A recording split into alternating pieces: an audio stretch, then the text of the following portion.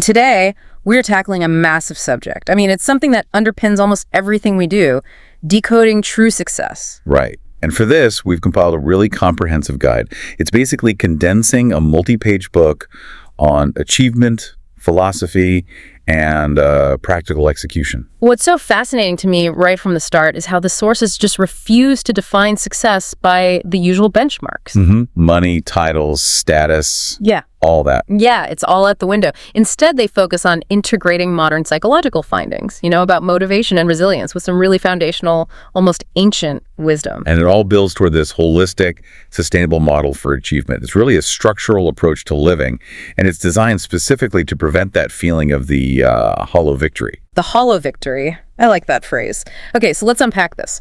Our goal today is to move beyond that shallow definition and really distill the core science and philosophy of achievement that we found in these pages. And before we get into the methods, the how-tos, we have to start at the foundation, the definition itself. Right. So what is true success, according to these excerpts? Sure. Because they immediately draw a very, very sharp line in the sand. They do. The central theme, right from page 1, is this. Success is far more than just reaching a desired outcome. Okay, what's the difference? If I hit my sales target, that's an outcome I desired. Isn't that success? It's an outcome, yes. But the source repeatedly, and I mean repeatedly, emphasizes that true success involves alignment with personal values. And that one word alignment, it shifts the entire focus from external measurement, like did I win the prize, to internal calibration. So more like, did this effort make me feel more whole? Exactly. It immediately sounds like a heavier lift, doesn't it? It does. It implies you could achieve every single goal society sets for you. You could tick every box and still, fail at true success if you haven't done that internal work first. And that's the danger.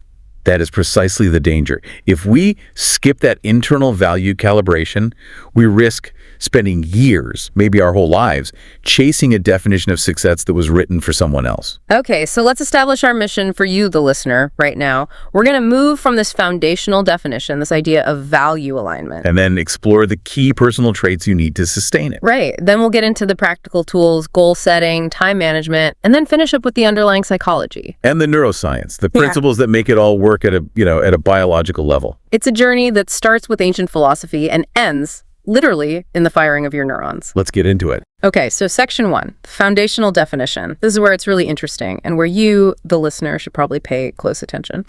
Let's unpack that first big claim.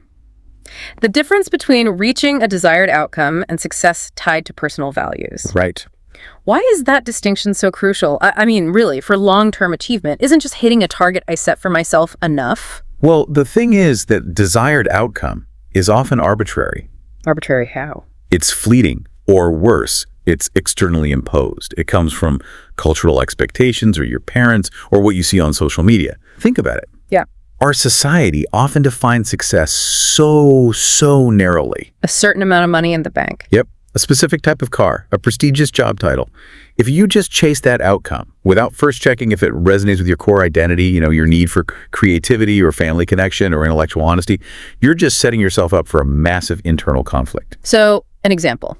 Let's say my core value is autonomy, like true freedom, but I pursue a high-paying executive job that demands 80 hours a week and constant travel. Perfect example. I might hit the outcome, I get the title, I get the salary, but I've completely violated the value. And that is the perfect encapsulation of the hollow victory risk.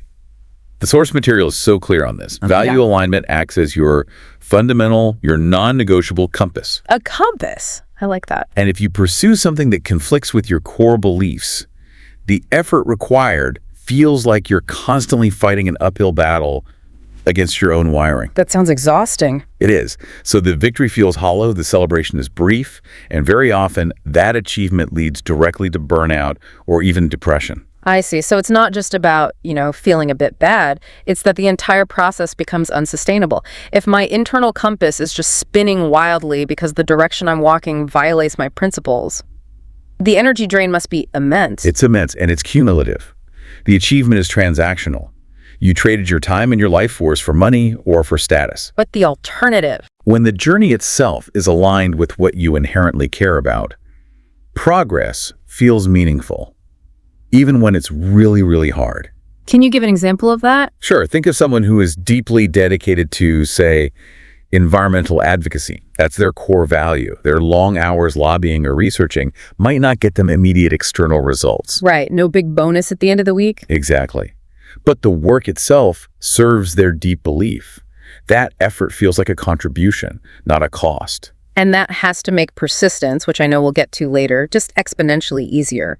The task is serving a higher internal purpose, not just chasing a transactional reward. That's the key.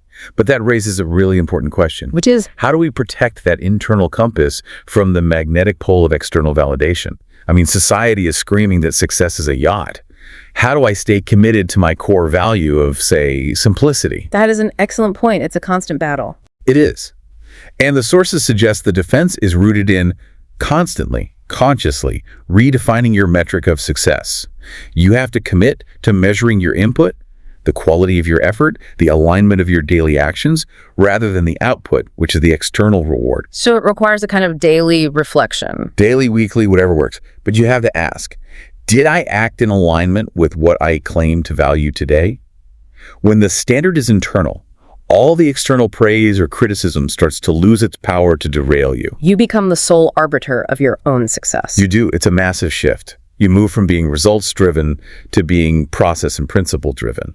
And when you define success that way, I guess you're always successful as long as you're acting according to your values. Exactly, regardless of whether the external world has recognized it yet. Speaking of values, the sources pull in some ancient philosophy to really solidify this idea, specifically Aristotle. This isn't just a modern psychology fad. This concept has roots that go back millennia. So what specific insight does Aristotle offer here? How does this idea of virtue-based achievement differ from just seeking material recognition? This connection provides some absolutely necessary historical context. It shows this isn't a new problem. Aristotle's philosophy centers on this concept of eudaimonia. Eudaimonia, okay. Yeah, and it's often mistakenly translated as just happiness. Which isn't quite right. Not at all. A much more accurate translation, and the one the sources lean toward, is flourishing or living well.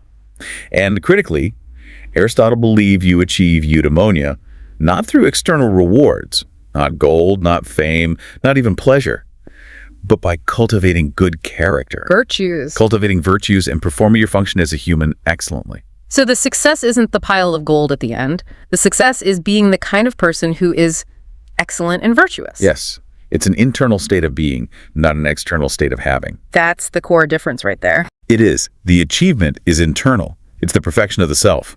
The sources detail how this virtue-based achievement focuses on the process of becoming better, stronger, wiser. So if you're striving for courage or justice or temperance or intellectual honesty, the act of striving itself is inherently rewarding.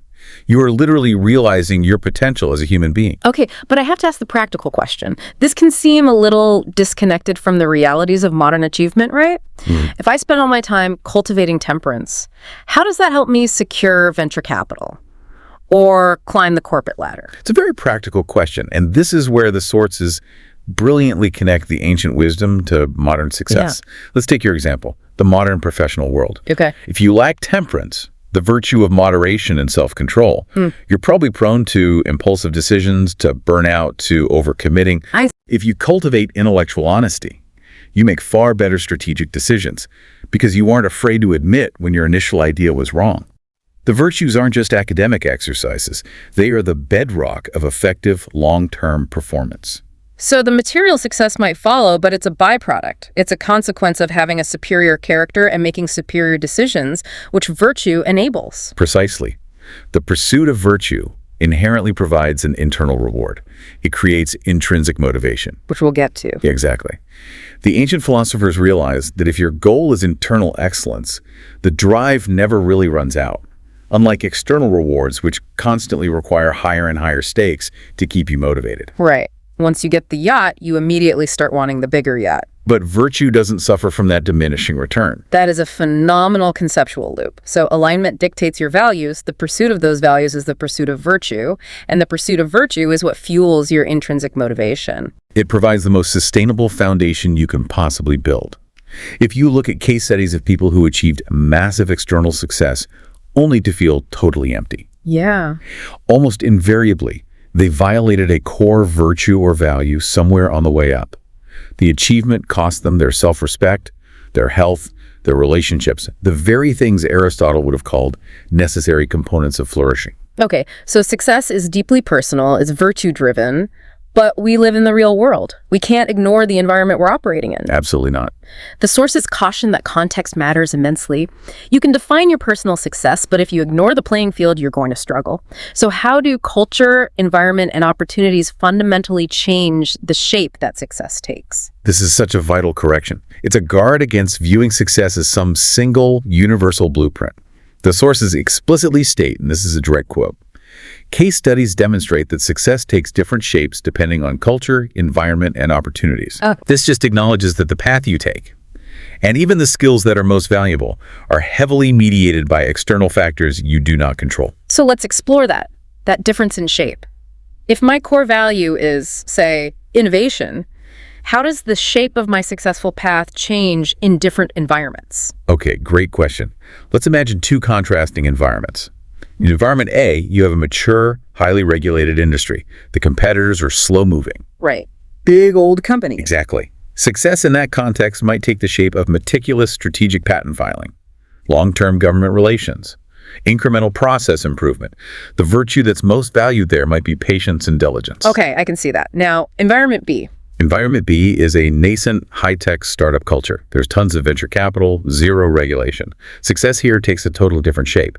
It's about rapid iteration, massive risk-taking, and decisive failure. The whole fail fast, fail forward mantra? That's it. So in environment B, the patient, meticulous person from environment A might be seen as slow or risk-averse and therefore unsuccessful, even if they're applying diligence. Wow. Okay, so the same internal drive to innovate is there, but the external method, the shape of the effort, has to adapt completely. It has to. In the high-risk environment, resourcefulness and adaptability become the supreme virtues you need for any kind of external achievement. And this applies to culture, too. In some work cultures, success is built on fierce individual competition, being visibly assertive. And in others? In others, particularly in relationship-heavy markets, success is defined by subtlety, by consensus building, by enabling the victories of others first. So this means that if you, the listener, just try to copy the habits of some famous entrepreneur without considering the vastly different competitive environment or cultural norms they operated in, you're probably setting yourself up for a lot of friction. It's the difference between having the right internal map and having the right external territory markers. If opportunities are abundant, success might mean scale and speed. If resources are extremely scarce, success might mean resilience, resourcefulness, and a highly efficient use of very limited capital. It's not a monolithic template. It's not. You have to define your own metrics, along with your values, and then, and this is the key part, critically assess your context to choose the strategy that will maximize your chances of expressing that virtue effectively in that specific environment.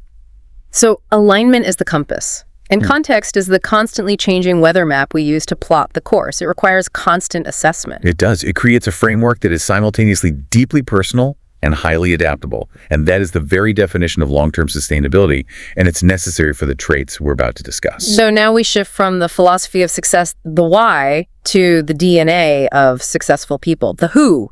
If we look across all the literature, 4 characteristics consistently stand out. So can you break down why persistence, strategic thinking, emotional intelligence, and adaptability are identified as these pillars of successful individuals? And more importantly, how are they all connected? They form a really powerful reinforcing system. You can think of them as the operational components you need to bridge the gap between your values from Section 1 and your execution, which we'll get to in Section 3. They're virtue in action. That's a great way to put it. They are skills that embody virtue in action. Okay, let's start with persistence. It often sounds like the easiest one, just don't stop. But the sources imply a more nuanced definition than just, blind stubbornness. Oh, absolutely. Persistence, as it's defined here, is the essential foundation. It's the ability to continue despite setbacks. It's what ensures you don't quit when the inevitable challenges pop up. But And this is a huge, but persistence alone, without being coupled with strategic thinking, is often just the sunken cost fallacy in action. Ah, right. You're just pouring more resources into a losing proposition simply because you've already invested so much. Exactly. So persistence provides the raw effort, but strategic thinking provides the informed direction. Okay, so let's define that. Strategic thinking. It's the essential pairing. It's the ability to plan, foresee consequences, and analyze outcomes. It moves your effort beyond just brute force. I like the analogy of a locked door. Right. A persistent person hits their head against a locked door 100 times. A persistent and strategic person hits the door once, analyzes the material, realizes it won't budge, and then spends the next 99 attempts looking for a window, a key, or a map to a different entrance. That analogy works perfectly. Strategic thinking is the analysis that converts failure into feedback, which I know we're going to talk about soon. We are. Okay, so next up is emotional intelligence, or EQ. Why is this trait so important? Why is it elevated to the same level as strategy and persistence? We often think success is just about intellect or effort. EQ is critical because the human factor is always the most complex variable in any equation, and it serves two critical functions. First, externally, it's vital for navigating complex social environments. Because successful people rarely achieve massive goals in total isolation. Almost never. EQ allows for effective collaboration, for influence, for mentorship, for reading the room, all of which directly feeds back into your strategic planning. So reading the investors, reading your team, reading the market's psychological state. All of that. But the second function is maybe even more important. It's internal state management. Managing yourself. Right. Emotional intelligence lets you recognize when deep frustration or paralyzing fear or destructive self-doubt is clouding your strategic thinking. It enables self-regulation. So without EQ, a setback, a failure, it instantly becomes an emotional crisis that can derail your persistence. Yes. But with EQ, you can acknowledge the frustration, regulate your response, and then redirect that energy back into strategic analysis. It's the self-management you need to keep the other two, strategic thinking and persistence, running smoothly over the long haul. It is. And that brings us to the fourth one, adaptability. This is simply the capacity to change course when your external context shifts. Which links back to what we just talked about. Exactly. We just spent a lot of time talking about how context matters. Well, adaptability is the mechanism by which you actually honor that context. If your core market suddenly shifts because of new technology, your persistence becomes pointless if your plan stays fixed. So if you're persistent but you're not adaptable, you become the definition of insanity. You're just doing the same thing over and over, expecting a different result because you're ignoring the feedback the world is giving you. And that's how they're all interlinked. Persistence gets you started and keeps you going. Strategic thinking builds the path forward. Emotional intelligence manages all the relationships, internal and external, along the way. Adaptability ensures that path stays relevant as the world inevitably shifts around you. And the most empowering part, as the sources note, is that these aren't innate gifts. Not at all. They are developable skills. You can choose to practice them. Now let's discuss the engine. The actual fuel source for all this sustained, adaptable effort. The studies are just so clear on this. Intrinsic motivation sustains long-term progress better than external rewards. We touched on this with Aristotle, but yeah, let's dive into the modern science of it. So what exactly does intrinsic motivation mean in this context, and what happens, maybe even physiologically, when we rely too heavily on those external rewards? Intrinsic motivation is defined as doing something because the activity itself is inherently satisfying. It's interesting to you or it's aligned with your deep values. It's the fuel source that doesn't need constant replenishment from the outside. The work is the reward. When the work is the reward, the output is self-sustaining. The reward mechanism is internal, and it just reinforces the activity itself. Can you give us a really robust example of intrinsic versus extrinsic? Sure. Imagine two software engineers. Engineer A is working on a complex open source project because they genuinely love solving difficult technical puzzles, and they love contributing to the community. That's intrinsic. Okay. Engineer B is working on the exact same project, but purely because their boss promised them a $10,000 bonus if it's finished by Friday. That is purely extrinsic. Yeah. Both might be productive, but their long-term drive is fundamentally different. And the sources point out the real danger of that extrinsic path. They do. They reference this really robust finding in behavioral economics and motivation science. It's known as the over-justification effect. The over-justification effect, what is that? It demonstrates the counterintuitive impact of introducing an external reward for a task that you previously enjoyed intrinsically.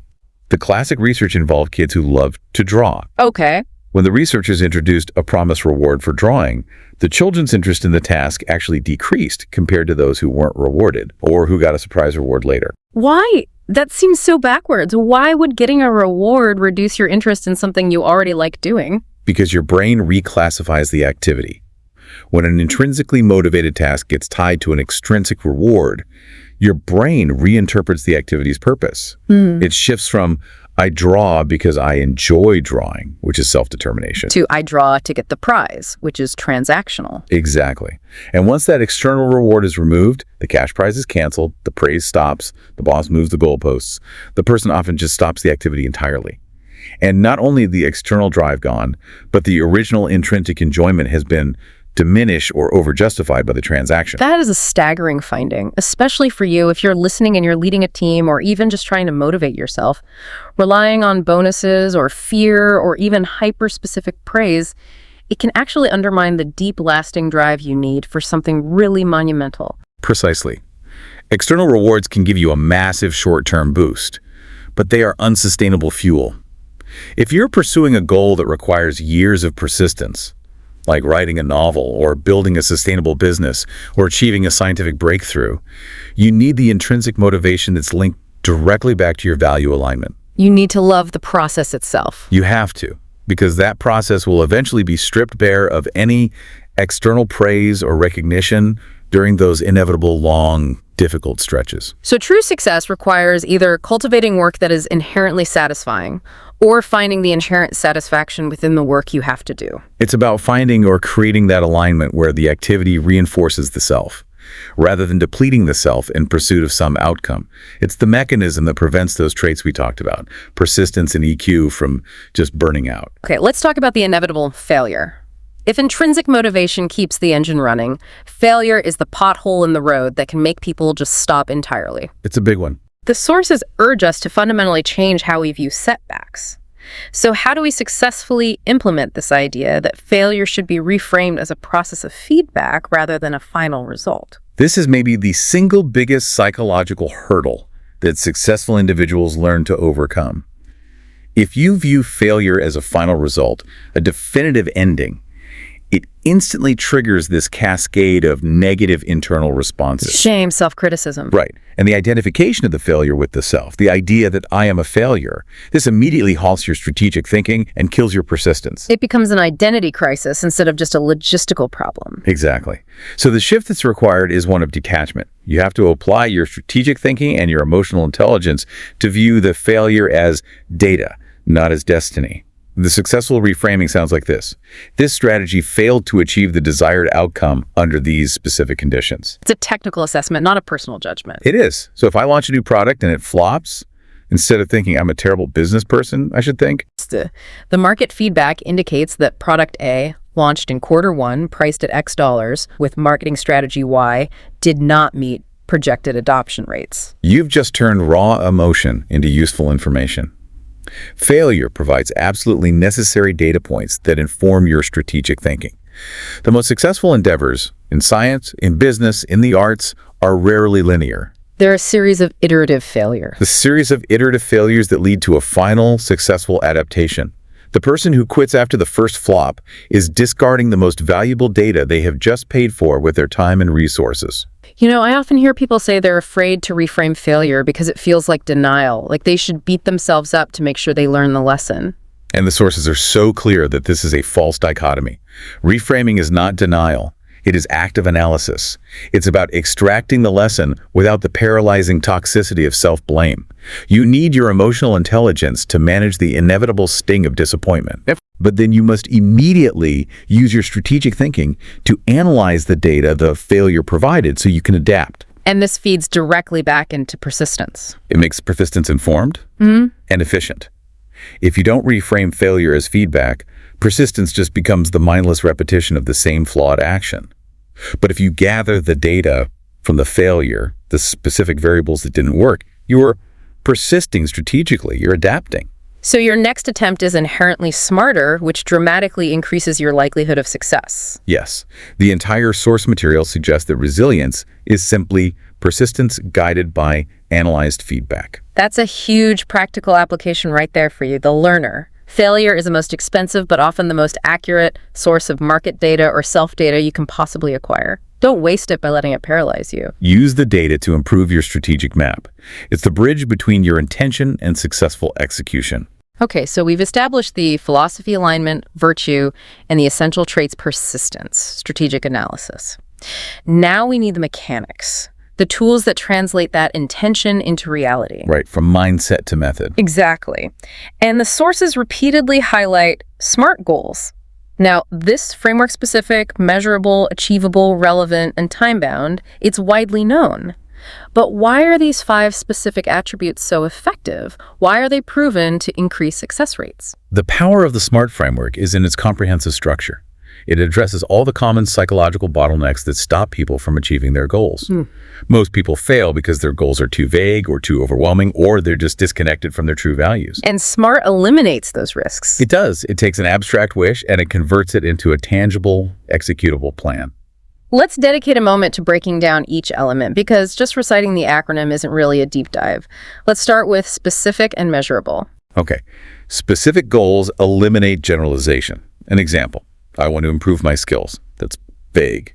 A specific goal is, I will complete the advanced certification in project management offered by University X. It clarifies the required action immediately. It does. And then measurable ensures you can track your progress.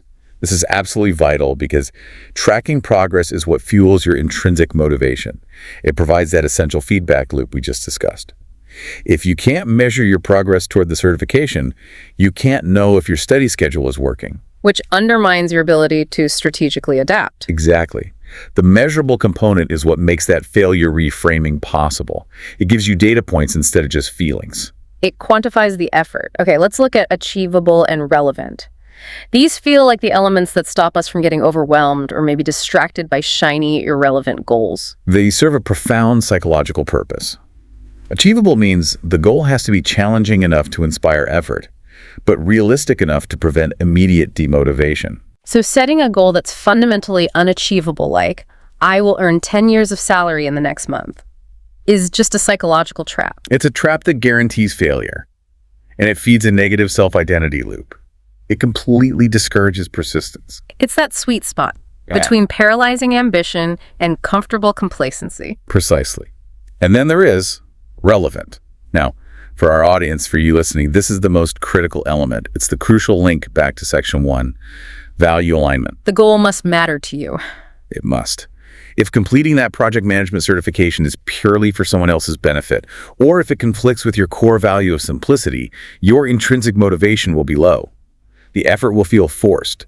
Relevance ensures you maintain that long-term emotional buy-in. So relevance is the philosophical safeguard that's embedded within the mechanical process. Without it, a goal is just an arbitrary assignment. With it, the goal becomes an expression of your deepest self. It ensures that the huge expenditure of effort is actually worthwhile. And finally, time-bound goals create necessary urgency and accountability. Right. Without a deadline, a finish line, the goal just stays on the someday list forever. Trapped in the realm of wishes. The time constraint forces strategic planning, resource allocation, and proactive execution. It moves it from a possibility to a probability. And the sources are clear. The combination of these 5 attributes is proven to increase success rates. This isn't just good advice, it's a high-leverage tool. It is. It provides the maximum structure for your persistence and the clearest measurement for your strategic thinking. When a goal is SMART, you reduce your cognitive load, and you can focus entirely on execution, maximizing your chances of follow-through while staying aligned with your core values. Okay, so time management. This is often a massive barrier, even for people who have perfected their SMART goals. You can have the perfect strategic plan, but if you spend all day putting out fires or constantly shifting focus, you'll never achieve that deep work. Right. The sources endorse time blocking techniques as a high-impact method to increase cognitive focus and reduce mental fatigue. How does dedicating specific blocks of time achieve those 2 very valuable outcomes? Time blocking is, it's a revolutionary shift because it manages your attention and your energy, not just your list of tasks. Instead of creating some amorphous to-do list, you dedicate specific, finite, non-negotiable blocks of time to specific tasks. The foundation of deep work. Exactly. And the physical act of scheduling, say a 2-hour block for strategic planning, actually increases your cognitive focus. How? What's the mechanism? It's a mechanism for eliminating what's known as cognitive switching cost. Studies show that when you switch from one task to another, from a report to an email to a phone call, your brain doesn't instantly snap back to full focus on the original task. There's a lingering residue. There is a residue of the previous task that impairs your performance on the next one. This constant low-level context switching makes deep strategic thought almost impossible. Your brain is essentially running a background process for the last thing you were working on. That makes so much sense. So when you have a 2-hour time block dedicated solely to one task, your brain knows exactly what its job is. It's not allowed to multitask or wander. This enforced focus allows for deeper neural engagement, which leads to higher quality and faster output. You eliminate the constant internal distraction of asking, should I be answering that client email right now? Yes. The answer during the block time is unequivocally no. So it fences off the time for concentration, but you also mentioned it reduces mental fatigue. That seems counterintuitive. Wouldn't intense focus increase fatigue? It reduces a very specific, chronic kind of exhaustion called decision fatigue. Okay. Think about a typical unplanned workday. Every few minutes you have to decide, what's a priority now? Which of these 10 new emails is most important? Should I work on the report or prep for the meeting? That constant low-level mental taxation of prioritization. It drains your finite mental energy before you even begin the actual work. The effort of deciding what to do next is exhausting in itself. It is. So time blocking front-loads all that prioritizing. You decide at the start of the week, when your cognitive reserves are highest, exactly when and what you will work on. You spend one focused hour scheduling, which then saves your brain power for executing the tasks themselves. By removing the need to choose in the moment, you save those cognitive resources. And that reduces cumulative mental fatigue. And I imagine the key here is actually honoring those blocks, treating them like non-negotiable appointments. Absolutely. Yep. The sources emphasize that you need some flexibility, of course, but the integrity of the blocks must be protected. Time blocking is a practical, mechanical way to exercise persistence and strategic thinking in your daily work. It ensures your energy is directed efficiently and sustainably toward your relevant SMART goals. This deep dive has moved so seamlessly from ancient philosophy to neuroscience, from strategic thinking to daily scheduling hacks. Now let's widen the lens. Let's look at the relational impact successful people have, specifically through leadership. The sources offer a critical distinction here that really challenges traditional corporate thinking, they say. Leadership is not authority, it is influence combined with responsibility and service. A complete inversion of the traditional hierarchy. It is. What exactly does service mean in this leadership context? This redefinition is so crucial because positional authority, it just relies on your title or your rank. It demands compliance based on power. True leadership, as it's defined here, is influence-driven. And influence is? The ability to inspire action, to change behavior, to motivate people willingly. But that essential power of influence, it has to be grounded. Grounded in responsibility and service. Let's start with responsibility. Responsibility just ensures that the leader is accountable for the outcomes and the well-being of the group, not just for their own personal success. It means carrying the burden of risk and failure for the team. But the core difference is service. Okay. In this leadership context, service means enabling the success and growth of those you lead. So the leader is basically a highly skilled barrier remover, a resource provider. That's a great way to put it. The leader's function is to optimize the environment so their team members can excel. This means providing clear direction, allocating resources, offering mentorship, and maybe most importantly, ensuring a psychologically safe environment. An environment where team members feel comfortable raising concerns or admitting failure without fear of retribution. Which actively reduces stress and increases persistence for the whole team. It's leadership turned fundamentally outward, focused on the flourishing of others rather than inward, on accumulating personal power or credit. The most powerful, sustainable form of influence. It has to be. It's generated when followers trust that their leader is primarily serving their collective success and growth.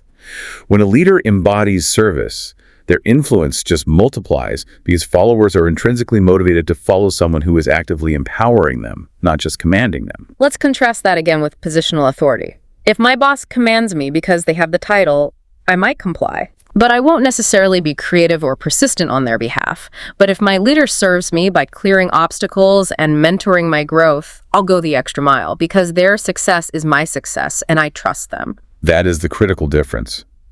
Positional authority relies on temporary rank. It often lacks sustained power when the environment shifts or the leader is absent. Service leadership builds loyalty and high-performance cultures. And for you, the listener, this is vital.